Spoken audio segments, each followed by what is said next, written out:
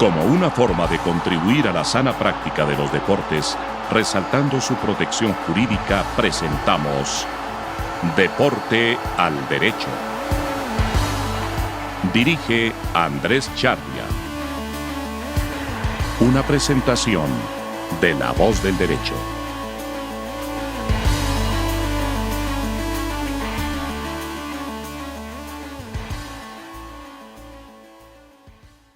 Buenos días, buenas tardes, buenas noches, desde donde y cómo nos oigan. Estamos en Deporte al Derecho, de La Voz al Derecho, un programa que toca temas deportivos desde el punto de vista jurídico, o no jurídico desde el punto de vista deportivo, no. Estamos con Rafa desde La Coruña, Santiago desde Envigado y Andrés Charria desde Medellín. Compañeros, buenas. Muy buenas, ¿qué tal? Encantado de estar un día más con vosotros y con la audiencia. Buenos días para todos, cordial saludo. No le tenían fe, pero yo sí. El Mundial de Clubes avanza y es bueno. También debíamos hablar de eso desde el punto de vista jurídico y todo el tema de los jugadores, pero por ahora disfrutemos que esperemos que el Real Madrid no vuelva a quedar campeón, aunque lo veo tan difícil que no sé. Pero bueno, vamos a hablar de un tema que es nuevamente de rabiosa actualidad, que es el descenso que está en remojo todavía del Lyon a Primera B, un descenso administrativo que lo hace la DNCG, creo que es el Control Nacional de Fair Play Financiero o algo.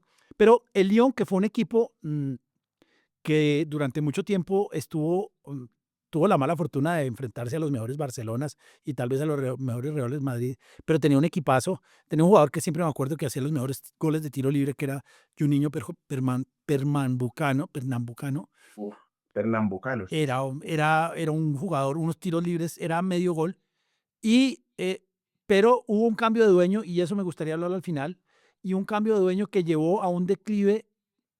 No sé si primero deportivo y después financiero, primero financiero y después deportivo, que hizo que hace unos pocos días se le relegara a la segunda división francesa por temas administrativos.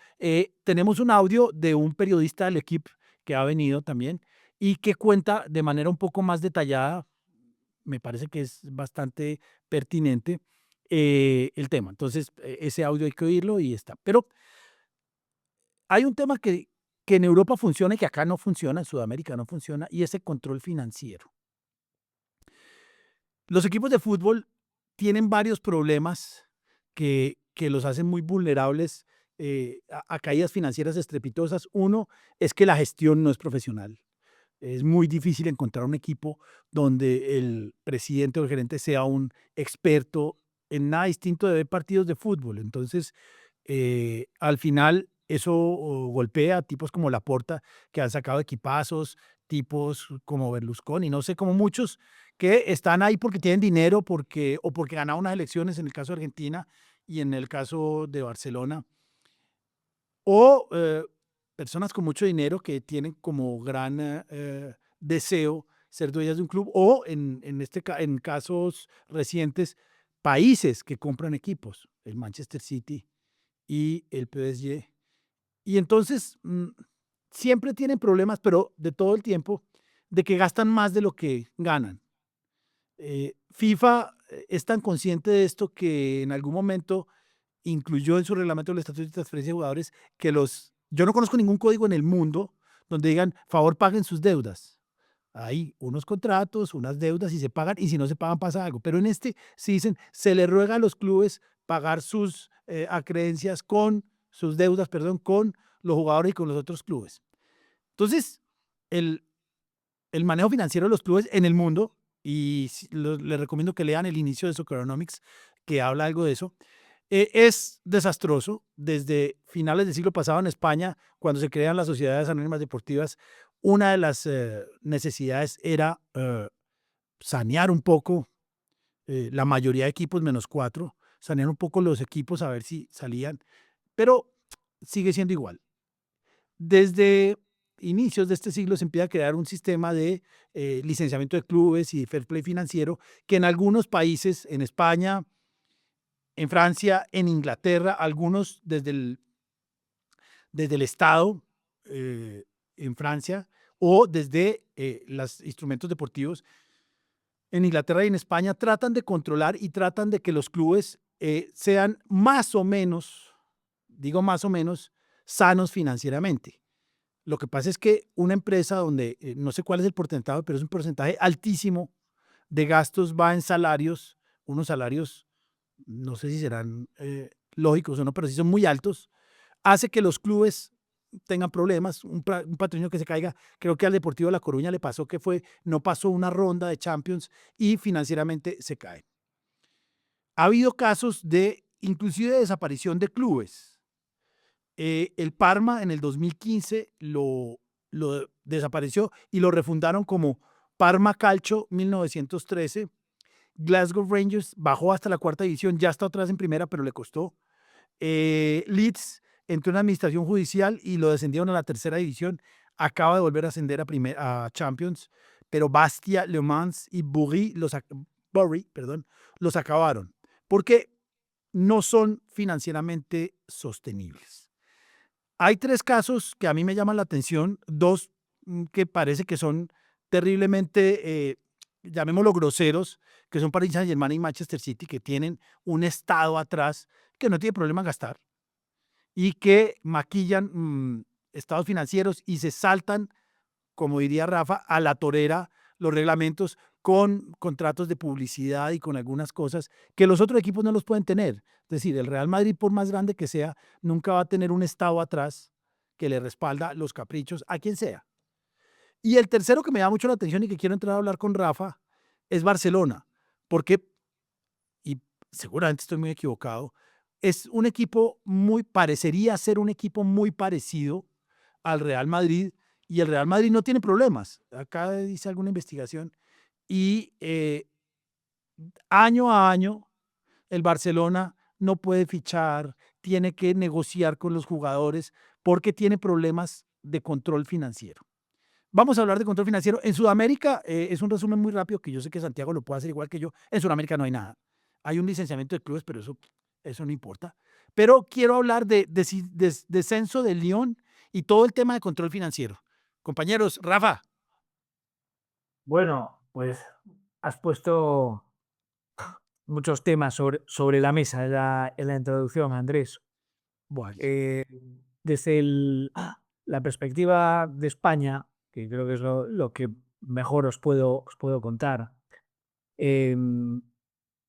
visto desde un prisma histórico, cómo se han ido desarrollando los acontecimientos, pues podemos señalar que en 1982 se celebra el Mundial en España y se acomete una serie de reformas de muchísimos estadios, y es un momento en el que los ingresos de los clubes están prácticamente limitados a las quinielas, las entradas y abonos de los aficionados, y una cantidad de televisión que ni por asomo tiene nada que ver con lo que es hoy en día los ingresos de televisión, que es lo más importante, ¿no?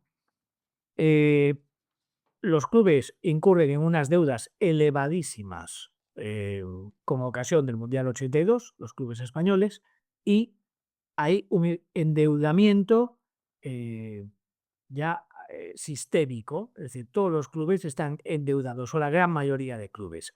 Así que en 1985 se hace un plan de saneamiento del fútbol profesional por el que se eleva la recaudación que van a tener los clubes de la quiniela, que es un juego de azar para quien no lo es. Es un juego de apuestas deportivas, pero propiedad del Estado. En esa época no existían las casas de apuestas privadas en España, no existían. Solamente en el Reino Unido los españoles no podían acceder a esos juegos, no había internet, es decir, que la quiniela era la única apuesta que existía en España. Y jugaba todo el mundo, eran juegos extendidísimos socialmente, igual que la gente jugaba a la lotería, pues todo el mundo jugaba a la quiniela. Hasta las amas de casa se juntaban para jugar a la quiniela, era una forma de ganar dinero de repente, pues era una recaudación muy importante. Bueno, a cambio de recibir más dinero de la quiniela, los clubes tenían que comprometerse a pasar unas auditorías que se vigilaban a través de la recién creada Liga de Fútbol Profesional, que es una asociación que reúne a todos los clubes que participan en primera y segunda división, y no funcionó, así que en el año 90 se tuvo que hacer un segundo plan de saneamiento y como no han funcionado las medidas de control, la nueva medida de control es que todo aquel que desde el primer plan de saneamiento, es decir, los últimos, desde el año 85 hasta hoy, haya tenido resultados negativos, va a tener que convertirse en sociedad anónima deportiva.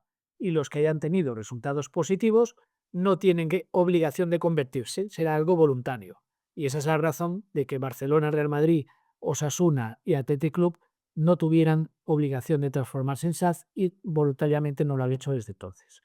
También se acompaña una serie de obligaciones de presentar auditorías, es decir, un cierto control económico, pero no se soluciona. De hecho, en el año 95 sucede algo muy llamativo y es que existe una obligación por parte de las sociedades anónimas deportivas de prestar un aval sus directivos antes del inicio de cada temporada, y ese aval tenía que ser un importe variable para cada sociedad anónima deportiva. En concreto tenía que ser un importe equivalente al 15% del presupuesto de gastos de la temporada anterior de ese club.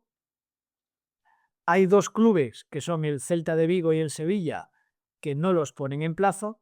La Liga ejecuta el descenso administrativo y se produce tal manifestación de repulsa en Vigo y en Sevilla que el gobierno induce a la Liga de Fútbol Profesional a readmitir al Celta y al Sevilla, y además que también se admita en primera división al Albacete de Valladolid, que ya se habían hecho las ilusiones de que eran los equipos que tenían que sustituir al Celta y al Sevilla, para que así ya no haya reclamaciones y todos estén contentos. Y no contentos con esto, al año siguiente se deroga la obligación de prestar esos avales, pero solo para las sociedades anónimas deportivas. Los 4 clubes exonerados siguen teniendo que aportarlos. En el año, a principios de los 2000, se estrena en el año 2004 la ley concursal, que es como una ley que regula las suspensiones de pagos. Las Palmas es el primer club que se acoge a esa ley. Detrás de él van un montón de clubes en cadena y los clubes descubren un filón porque desde el momento en que estás en concurso, el juez que tutele tu concurso le puede decir a la liga o a la federación: esta empresa queda eximida de cumplir sus obligaciones, porque tenemos que conseguir que se permanezca en activo para poder llegar a un concurso, a un convenio con los acreedores y que haya una quita, es decir, una reducción parcial de la deuda y una espera, un pago fraccionado en muchos años para que la empresa pueda continuar. Y las que menos fueron liquidadas, como el Compostela, que había estado en primera división, la Unión Deportiva Salamanca, que también había estado en primera división, pero hoy en día hay otros clubes que han retomado, digamos, la historia de esos clubes desaparecidos, algunos incluso comprando la propia marca como un activo más en el proceso de liquidación. Así que como estaba esa situación en la que prácticamente era más ventajoso estar en concurso que no estarlo, porque las obligaciones económicas ya no iban contigo, o al menos un juez te podía suspender el cumplimiento de esas obligaciones, se modifica la ley concursal para establecer que el estar en concurso no va a impedir el hecho de que se tengan que cumplir las normas federativas con todas las consecuencias que ello determine. Y en 2012 se instaura un nuevo control económico que ya va más allá de la mera presentación de auditorías y que va a un control a lo largo de toda la temporada, presentando estados financieros intermedios, etcétera, y es la propia liga la que te va a fijar el límite salarial y en el momento que te pases de ese límite no vas a poder inscribir al jugador. Y esta fue la verdadera, el punto de inflexión, ¿no? que nos llevó a la fase actual en la que sí que podemos hablar de un control económico eficaz y que sí que se está cumpliendo y que ha llevado al descenso administrativo de algunos clubes como el Elche, el Real Murcia, precisamente por acumular incumplimientos muy graves de este control financiero, porque los primeros incumplimientos pues, se traducen en multas, en reducciones del límite salarial, etcétera, etcétera. Y al margen de esto, que es el control financiero de lo profesional, digamos, del fútbol de mayor nivel en España, siempre hemos tenido, además de esto, las comisiones mixtas, que son reuniones de la federación, en el caso de las competiciones no profesionales, y el principal sindicato de jugadores, normalmente la AFE, que a final de temporada se reúnen y reciben todas las reclamaciones de impagos que haya de la plantilla. Y se examina si están justificadas, se le da al club un plazo de alegaciones, se le fija un plazo para pagar y el club que incumple esas obligaciones es objeto de un descenso administrativo como consecuencia de incumplir los requisitos económicos de participación para la temporada siguiente. Y a partir de ahí se provee la cobertura de esa vacante en esa categoría mediante un procedimiento en el cual los demás clubes que quieran optar a subir de categoría o los que la habían perdido a mantenerse sin descender, pueden optar a esa vacante que deja el equipo que ha sido descendido administrativamente si ponen el dinero de la deuda que había causado ese club con los jugadores para que con ese dinero se pague a los acreedores, a los jugadores. Y de entre todos los que estén dispuestos a poner ese dinero, el que tenga mejor derecho deportivo aplicando unos criterios que están en el reglamento federativo es el que se queda a la plaza. Y esta a grandes rasgos es el, el control económico o financiero en la liga profesional y el otro control económico que se lleva a cabo en las competiciones no profesionales bajo la organización de la Federación Española de Fútbol. Bueno, Santiago. Bueno, a ver, varios temas, porque digamos que todo esto, lo que estamos tocando hoy, condensa varios puntos muy sensibles de mucha actualidad. El caso del Lyon creo que es lo que condensa el panorama del fútbol actual, porque tenemos el Lyon que sus dueños, o mejor, su principal propietario, es un fondo de inversión tan llamados hoy en día, ¿no? Que van figurando mucho de origen estadounidense, que digamos no han sido muy tradicionales en el fútbol, pero en los últimos años, en las últimas épocas, han invertido mucho en el fútbol, han extendido sus tentáculos. El caso del Lyon, y es que, bueno, digamos, de propiedad de un fondo que se llama el Eagle Football Holdings, encabezado por un empresario estadounidense que se llama John Textor. Este equipo, o este fondo mejor, este holding, es dueño también del Botafogo, de un equipo en Holanda, perdón, en Bélgica, se me da el nombre en este momento, y también hasta hace muy poco era dueño del Crystal Palace, que de hecho tuvo que vender las acciones del Crystal Palace para que pudiera participar en Europa League, porque como el Lyon estaba clasificado también a la Europa League, entonces no podían estar los dos, le tocó ceder las acciones. Entonces tenemos ese concepto de multipropiedad y de fondos de inversión, que fondos de inversión con esa visión, con ese paradigma estadounidense, que parte de una premisa que es cierta, es pues los equipos de fútbol son empresas como cualquier otra y pues tienen que ganar dinero y tienen que ser rentables. El tema es ya cuando entramos en unos niveles de endeudamiento que de pronto en dinámicas que son aplicables a otros sectores de la economía, ya en el fútbol, por los contextos sociales, políticos, económicos, pues puede que no tengan esa misma compatibilidad. Entonces tenemos el caso de un equipo que alcanzó, yo he visto varias cifras, no sé ustedes, pero deudas en unos portales he visto más de 350 millones de dólares en deudas, otros hablan de más de 500 millones de dólares en deudas.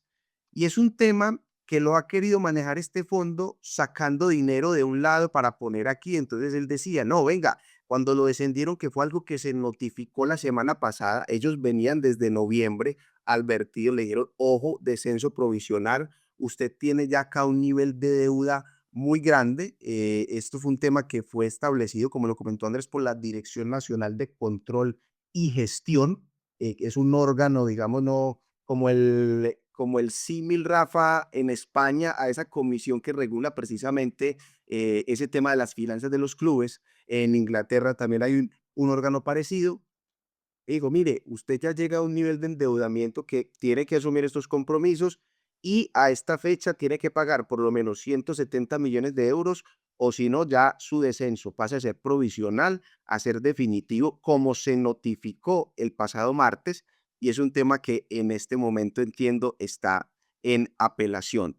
Entonces ya ahí se suscita pues este tema de el endeudamiento en el fútbol, multipropiedad en el fútbol, los fondos de inversión que cada vez se incrementa más su intervención en esta disciplina, y pues un empresario estadounidense que hasta ahora la respuesta que ha dado es, venga, que es que yo vendí unos jugadores en el Botafogo, entonces déjeme trasladar el dinero acá, y vendí unos jugadores y entonces de este equipo paso acá, movemos las cuentas, un tema que en Francia no ha calado muy bien y que para algunas autoridades en el fútbol pues tampoco cala muy bien, porque lo que dice es, venga, a mí no me interesan los otros equipos que usted tenga, a mí lo que me interesa es este, que es el que yo estoy evaluando, y el Lyon en este momento no cumple, que se ha visto obligado a, bueno, se fueron jugadores como Lacazette, Tagliafico, reducir la nómina, algunas transferencias, Cherki que se fue para el Manchester City, y sin embargo no ha sido suficiente. Entonces creo que es un tema que, como les decía al principio, condensa todo, y rematamos con ese principio que viene desde FIFA, y es el descenso como sanción, el descenso administrativo como sanción ante el incumplimiento, pues principalmente de deudas, que es con lo que lo tenemos más relacionado, pero este tipo de sanción existe en el fútbol también para aspectos como mal comportamiento en los estadios, desórdenes, participación en apuestas. Por ejemplo, en Colombia tenemos en teoría el descenso como sanción a equipos cuya participación en la apuesta se encuentre determinada, cuestión que es bastante compleja de probar. Y con el descenso o la desaparición, ahí sale otro tema que será para otro programa, es tema de sucesión deportiva. Ese me gusta. Comentaba Andrés, equipos, por ejemplo, Parma, otros que se han refundado, salen con otros nombres, otras personas jurídicas tras bambalinas, pero ¿son los mismos equipos o no son los mismos equipos? Entonces tienen que salir a responder a los acreedores del anterior o no, que esa es harina de otro costal, pero que también de cierta manera viene relacionado con todo esto de lo que estamos hablando. Y repito, el caso del Lyon nos muestra la realidad del fútbol europeo, y creo que hacia donde avanza mundialmente como modelo de sostenibilidad, de propiedad y de multipropiedad. Les dejo un audio de un periodista, ya lo dije al principio, de un periodista del equipo que vive en Colombia, que vive en Lyon y que yo no lo he alcanzado y lo oí, me pareció bastante preciso en el tema del Lyon. Entonces, para que lo oigan. Les cuento cuál es el caso de Lyon y lo que está pasando en Francia con el Olympique Lyonnais. Lo que pasa es que en Francia hay una autoridad que se llama Dirección Nacional del Control de Gestión, que verifica la solvabilidad y los cuentos financieros de los clubes no solamente de fútbol, pero hay uno en fútbol, hay otro en baloncesto, en rugby. En todo el deporte francés, los clubes tienen obligaciones legales, financieras, de tener cuentas como viables, para poder jugar en las divisiones profesionales. Desde el caso del Olympique Lyonnais es interesante porque el club fue vendido en 2022 a John Textor, que es un empresario estadounidense que también es el dueño de Botafogo, de Molenbeek en Bélgica, y tenía también una parte de las acciones en Crystal Palace en Premier League en Inglaterra. Textor compró el Olympique Lyonnais por 800 millones de euros, que es una suma enorme. Y lo que adentro de la venta del club había el equipo profesional masculino, el equipo femenino de Lyon, que es uno de los principales clubes de fútbol femenino, el que ganó más veces la Champions League femenina. También el estadio de Lyon, porque Lyon tiene su estadio que hizo construir en la década del 2010. Y también pues otros como edificios, una sala de concierto y que sirve también para el baloncesto. Y entonces había mucha cosa en esos 800 millones de euros. Todo el problema viene que Textor compró el club con un préstamo, más o menos un fondo de inversión de Estados Unidos que se llama Ares. Le prestó la mitad del dinero, 400 millones de euros. Y desde este momento, Textor tenía hasta 2028 para reembolsar la deuda. Y a partir del momento que compró, siempre la Dirección Nacional de Control de Gestión, la DNCG en francés, tuvo dudas sobre la gestión y la solvabilidad de Textor. Y entonces hubo sanciones previas, por ejemplo, de control de la masa salarial, de los salarios del club, por ejemplo, prohibición de reconocimiento de fichaje para el club. Y en noviembre del año pasado hubo esta sanción provisional de posible retrogradación del club en la segunda división si no presentaba más elementos, más pruebas contables de contadores y financiero para seguir en la Liga 1. Y es lo que pasó hace 15 días, que al final de la temporada y para empezar la siguiente temporada en agosto de 2025, tienes que presentar las cuentas del club, las cuentas financieras. Y estas cuentas no parecen que fueran como presentaban el nivel de solvabilidad del club necesario por la cantidad de deuda que tenía y por los ingresos. Y de ahí fue la decisión de bajar al Lyon a la segunda división.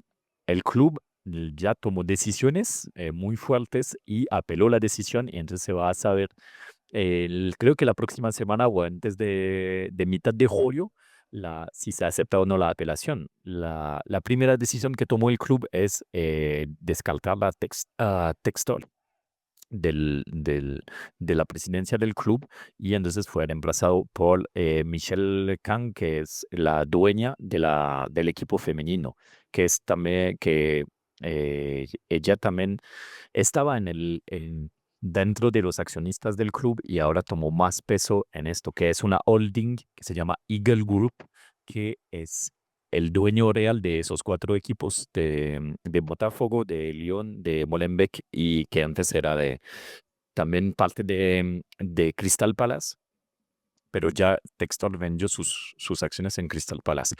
Y entonces esta señora, que es de origen surcoreana y después estuvo durante mucho tiempo en Estados Unidos, también tiene un equipo de fútbol femenino en Estados Unidos.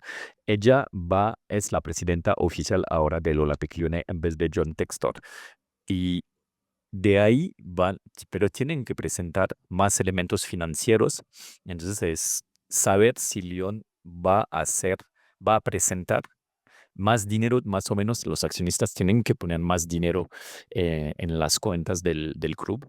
Y vamos a ver qué pasa o no, porque sería un choque bastante fuerte en Francia, porque Lyon es un club histórico, el que ganó 7 veces seguido la liga francesa, y entonces es como un club histórico muy potente. Es normalmente el que tiene como el tercer o cuarto presupuesto de toda la liga francesa, detrás del París y del Marsella, y del Mónaco. Es de este nivel, y entonces es un club que tiene dificultades desde hace años, y la gestión de Textor no funcionó.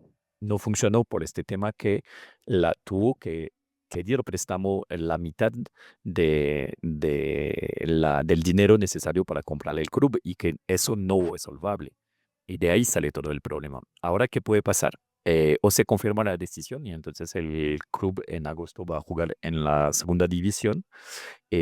Otra opción sería que logren mantenerse en la en la Liga 1 francesa, pero con, de nuevo, probablemente muchas restricciones al nivel de salarios, al nivel de reclutamiento, de fichajes. Es también una opción. Y entonces hay que ver, porque Lyon siempre ha formado, tuvo una muy buena cantera y vende muy bien sus jóvenes, pero este modelo no funcionó eh, para compensar la suma de dinero que sacó Textor para comprar el club. Entonces hay muchas dudas sobre el futuro del club y sobre lo que puede pasar. Hay un ejemplo, otro caso famoso, el de Bordeaux, que también fue vendido, comprado una especie de fondo de inversión, y que todo salió mal y el club ahora está jugando al nivel como a la cuarta, quinta división nacional, cuando el Bordeaux es un club grande en Francia, que fue campeón de Francia, que jugó la Champions, que tuvo excelentes jugadores. Como Zidane, por ejemplo, antes de irse a la Juventus, Zidane jugó allá en el Bordeaux. Y el caso actual de Lyon hace mucho pensar a la afición y a la gente en Francia al caso de Bordeaux.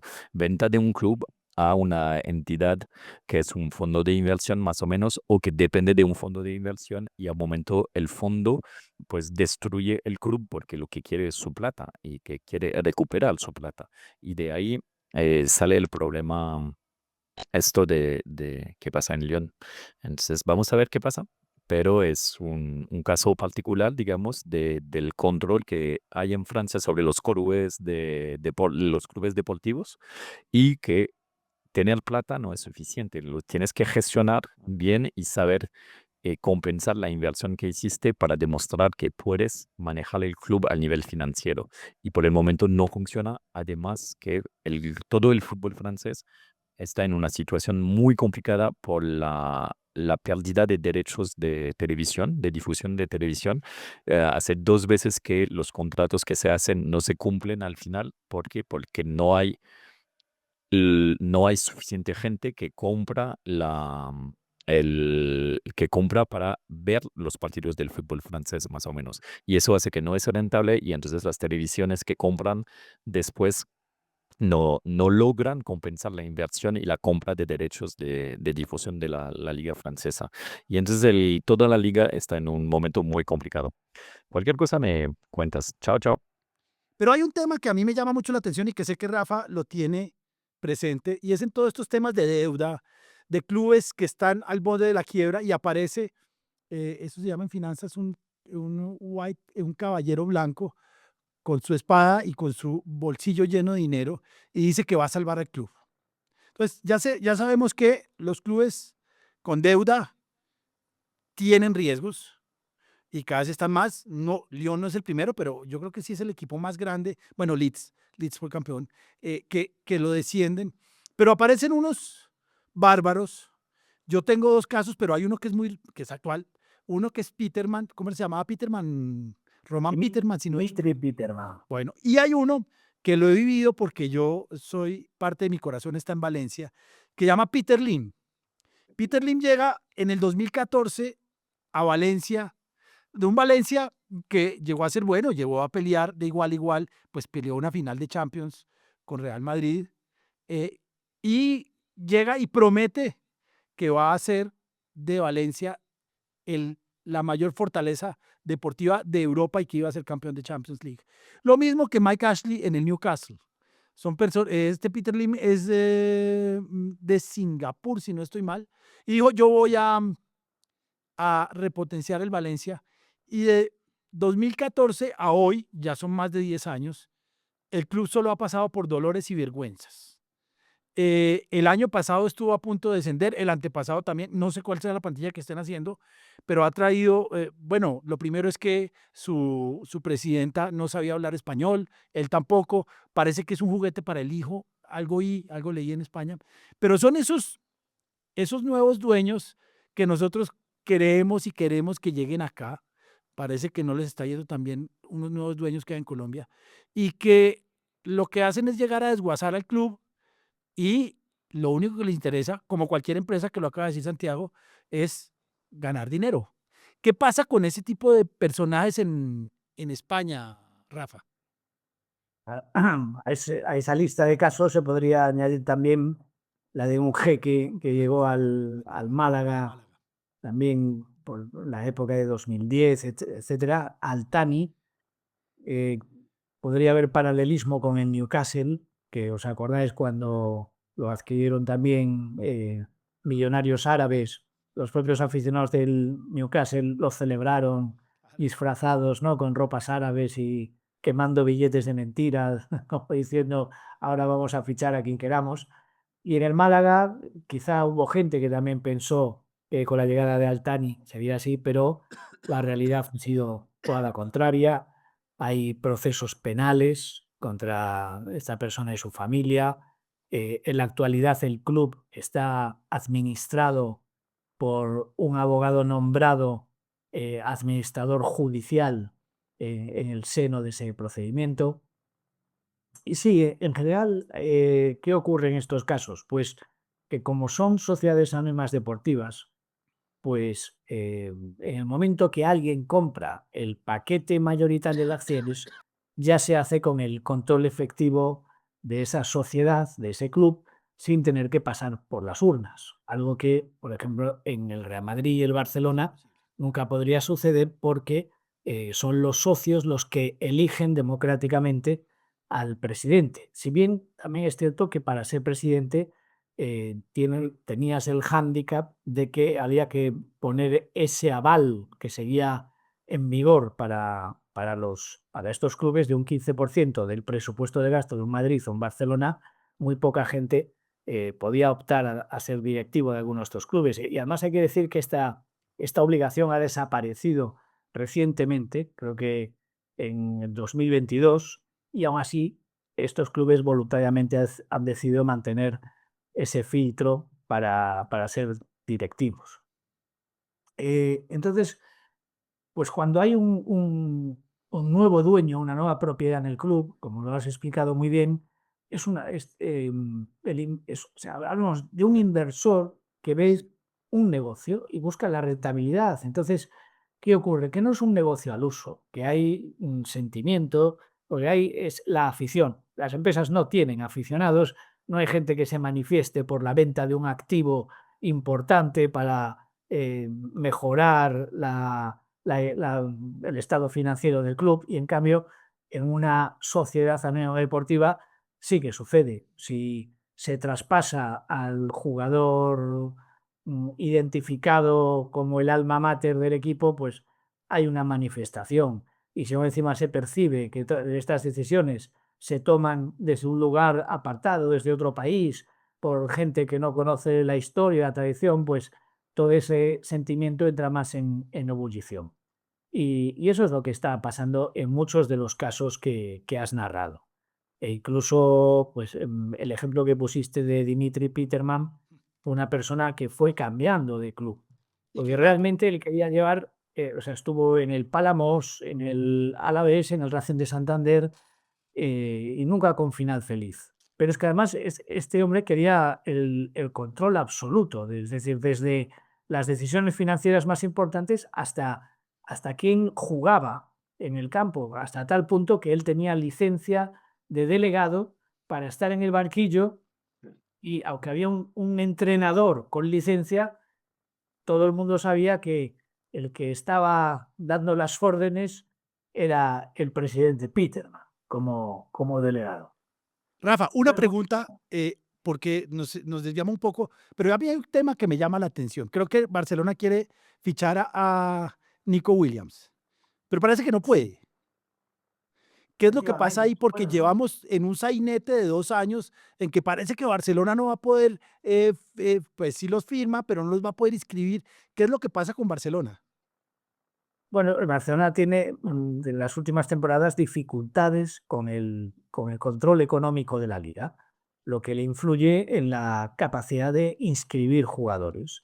Entonces, ¿qué es lo que está sucediendo? Bueno, pues que em, los, la evaluación de sus ingresos y sus gastos no le está permitiendo tener un límite salarial que le permita inscribir a algunos jugadores. Y entonces eso le está llevando pues, a traspasar a algunos jugadores, a hacer Piruetas. modificaciones sobre los contratos. El caso que quizá os haya llegado ahí de Dani Olmo y Pau Víctor, pues se modificó el contrato, terminaba en una fecha y después ya no se podía prorrogar, entonces se quedaron sin inscribir, pero el club recurrió ante el Consejo Superior de Deportes, que ya es la Administración Deportiva del Estado, consiguieron una cautelar y con esa cautelar siguieron inscritos cuando la liga lo había denegado. Y el club siempre busca, para incrementar el límite salarial y poder inscribir los jugadores que quiere fichar, pues nuevos ingresos que computen. Entonces ha habido polémica con la contabilización como activo de la venta de unos palcos VIP, de una participación en algunas empresas audiovisuales, y como al final la liga es la que tiene que valorar la realidad y el valor real de todos esos ingresos, pues surgen discrepancias y en función de eso es cuando el club no puede inscribir a los jugadores que quiere y entonces anticipa, vende derechos futuros para disponer de más ingresos y eso se le conoce como activar las palancas y entonces todo el mundo está hablando de las famosas palancas de Barcelona, unas admiten, otras no, el club recurre, presenta demandas ante la jurisdicción mercantil porque considera que el control financiero de la liga está influyendo en la buena marcha del club como empresa y anda un poco en esa dinámica desde hace unas temporadas. Y esa es la realidad a la que se enfrenta, sí. Rafa, ¿el control financiero ha funcionado en España? Es decir, hay más tranquilidad por parte, sobre todo de los jugadores, en que en general les van a pagar y los otros clubes en las transferencias. ¿Sí ha mejorado el perfil de deuda de los clubes? Totalmente. Es decir, desde 2012 hasta hoy no tiene color. Eh, Ahora son raros los casos de descensos administrativos por impagos a los jugadores en primera división, muy raro. Ha habido alguno en segunda división. Estos casos muchas veces llevan a que los clubes los futbolistas se pongan en huelga, como consecuencia no comparezcan al partido y a la segunda incomparecencia el club es excluido, entonces ya ha sido descendido. Ahí sí, como decía Santiago, como un descenso como sanción, pero un descenso por no comparecer a 2 partidos y por lo tanto ser excluido de la competición, es una sanción disciplinaria. Pero cuando hablamos de los descensos administrativos por impagos a los jugadores entre una temporada y otra, en España no está conceptuado como una sanción, muchas veces está conceptuado como un incumplimiento de un requisito económico de participación, porque esto ha sido también objeto de muchas discusiones, el procedimiento a seguir, porque, claro, los procesos de inscripción tienen que ser muy ágiles.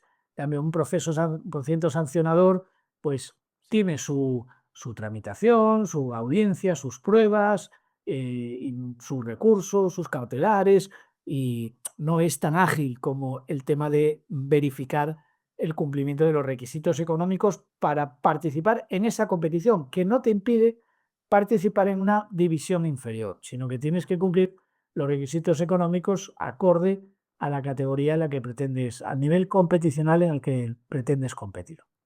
Bueno, la última, Santiago, Yo los hombres, bueno, perdón. en Colombia o en Sudamérica, ¿hay algo de lo que estamos hablando o eso es ciencia ficción?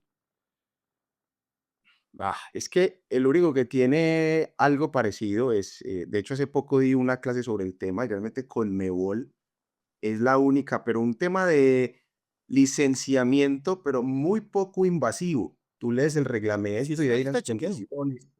Tienes que enviar unas cuentas, pero es más que todo como una obligación de reportar, pero no hay un órgano que te diga, venga, explíqueme por qué este ingreso aquí, por qué este egreso, usted por qué tiene estos activos, por qué sus cuentas dicen esto. Nada que ver, es más como un tema ahí para garantizar pues que no entre un club absurdamente en crisis, que no esté a punto de la quiebra y que vaya a tener dificultades, pero poco más. Y en las ligas internas, al menos aquí en Sudamérica, pues no existe realmente eso. Antes, y yo creo que es donde se ve muy bien el parangón, creo que acá el problema es todo lo contrario. En Europa las preocupaciones son por un exceso de gasto.